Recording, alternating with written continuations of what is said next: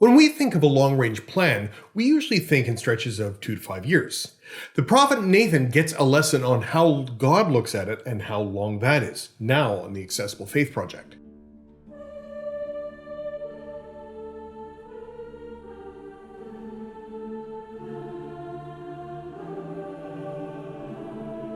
Hi there, I'm John, and welcome to the Accessible Faith Project.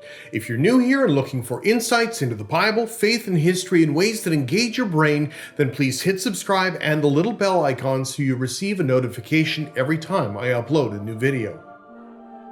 As our time of social distancing begins to come to a close, I've still been using the Accessible Faith Project to provide worship and devotional resources in addition to my educational videos. This is a sermon, but as with all of my offerings, I hope that setting it in context can help us in ours.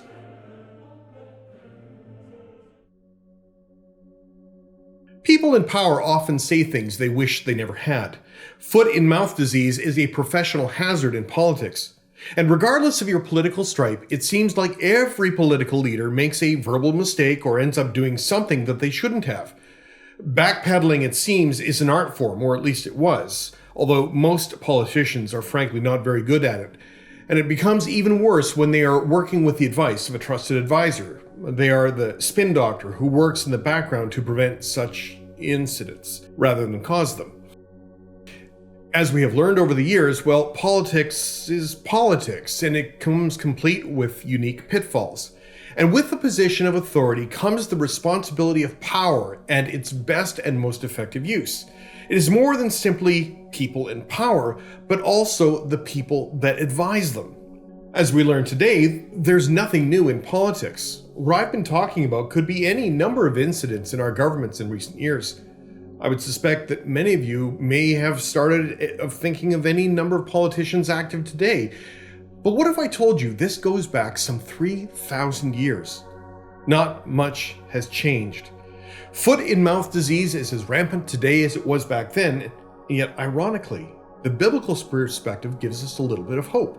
Well, let me introduce you to a biblical character you may not know, and his name is Nathan. Nathan is a prophet and a part of the court of King David. He is a professional advisor on theological and spiritual matters. We don't know a lot about his early life or even how he came into David's service, but he's there, and it's clear that the new king trusts him. One night, over a cup of fine Median wine, David turns to Nathan and says, "You know, Nate, I have it all. My rule over Israel is secure, the people seem happy."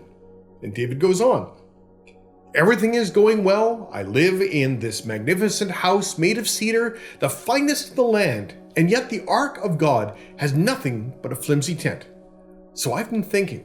Usually when a politician says, "I've been thinking," the bureaucrats go into crisis mode. However, David has built up some political capital in bringing the ark to Jerusalem and says, maybe I should go and build a decent house for God. And to be honest, this sounded just fine with Nathan. A house for God? Sure. A temple? Why not? After all, David felt a genuine gratitude to God for all of his current success. So without putting a lot of thought into it, Nathan says to him, "Sure, go ahead, do what you like. God is with you." Now this was not one of Nathan's most brilliant moves. In fact, it was the first move we have and we're introduced to him, but we don't realize how big of a mistake this was. In ancient Israel, prophets had tremendous influence.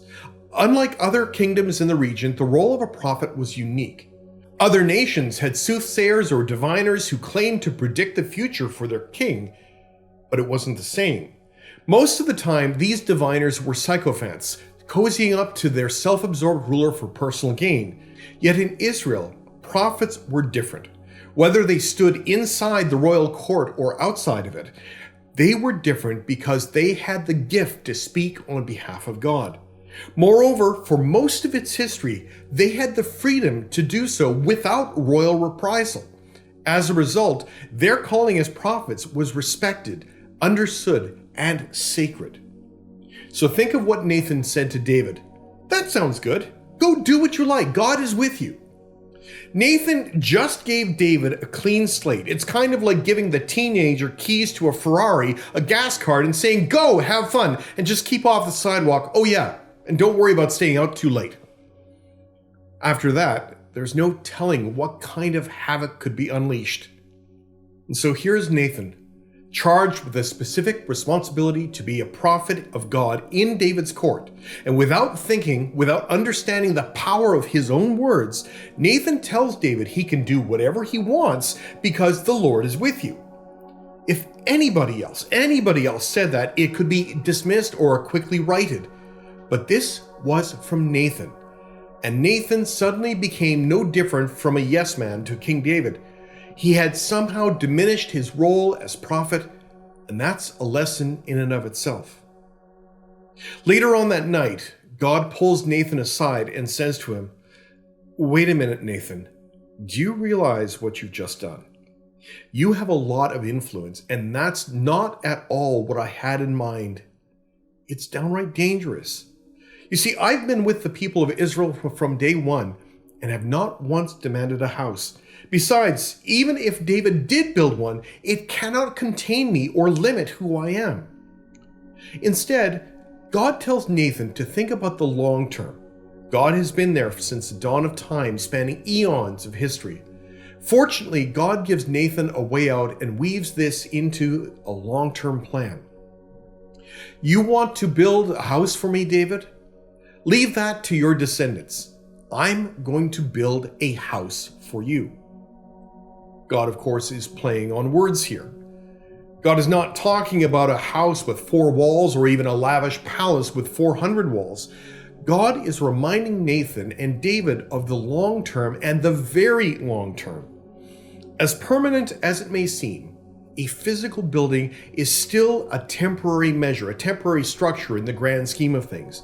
Where David is thinking 5 or 10 years down the road, God looks hundreds and thousands of years ahead.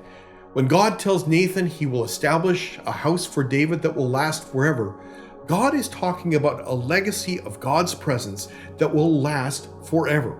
Genuine, long-term planning.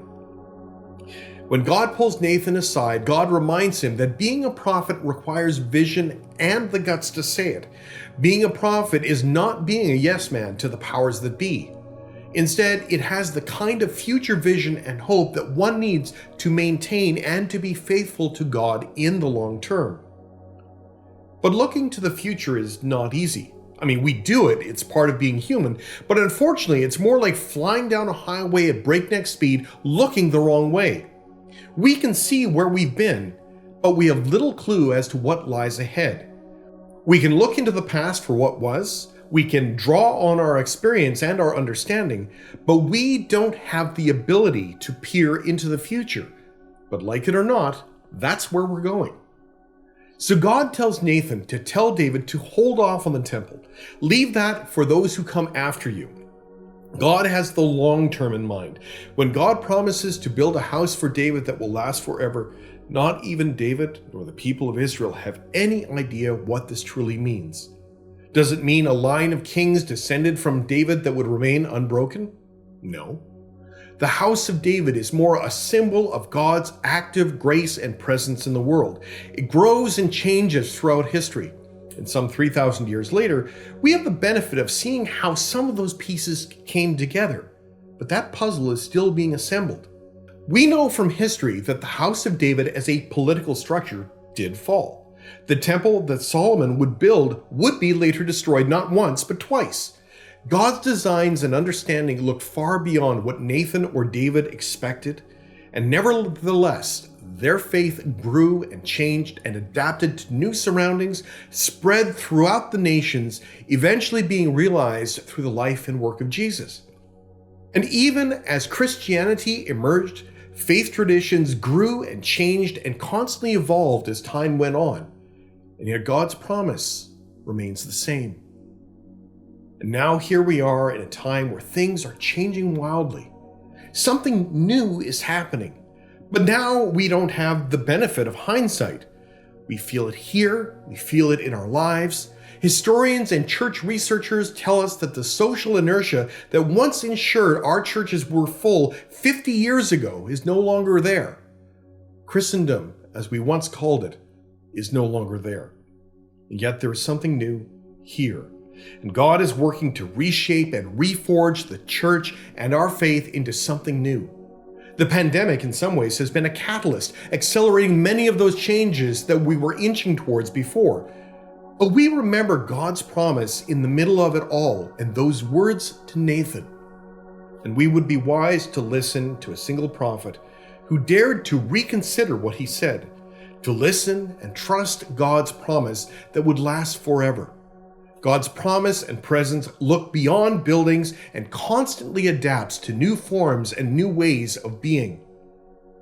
God is calling us to respond in faith in a new way. It is a time of both tremendous change and fantastic opportunity. There is a great need in our society to address the great questions of life, of finding meaning in it.